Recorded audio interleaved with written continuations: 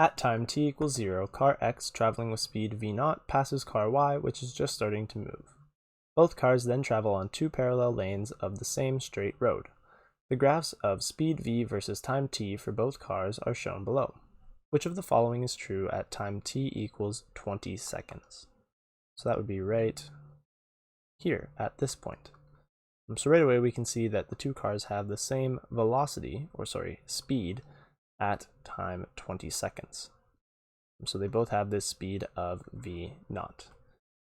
Before we read the statements, let's write down some facts that we know about velocity versus time graphs. So we know that acceleration is represented by slope,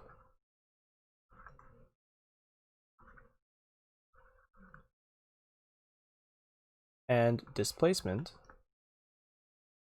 is represented by area under the curve.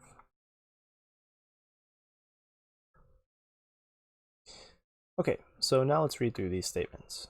First we have car y is in front of car x. And if we look at the displacements of car y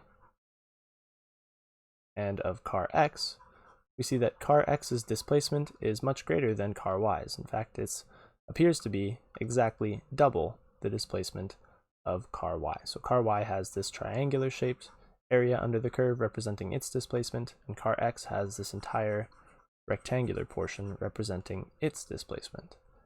So it seems that car x is definitely in front of car y, which means this statement is false.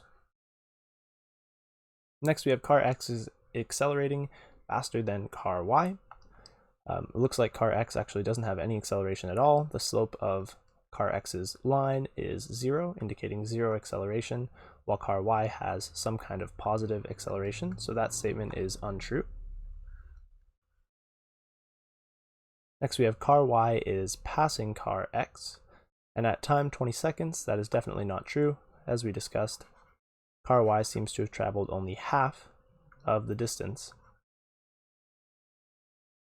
that car x has traveled.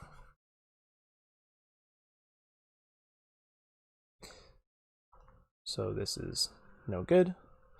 Then finally we have both cars have the same acceleration, which again we've already discussed is not true, which leaves us only with the option that car y is behind car x. And that makes sense, since car y has traveled a lesser displacement, or I guess distance, on a speed versus time graph. So car y has traveled a lesser distance than car x. As we mentioned before, it looks like car x has traveled roughly double the distance that car y has since the beginning here. So we also know that the two cars started at the same position, since car x passed car y at time 0, indicating that they had the same position at time 0. Also note that what we've written down about velocity versus time graphs transfers to speed versus time graphs as well, except on a speed versus time graph, the magnitude of acceleration is represented by slope, and the magnitude of displacement, which is distance, is represented by area under the curve. So it's pretty interchangeable there. Just note the difference between the scalar and vector quantities. In any case, car y is behind car x is the proper answer for this problem.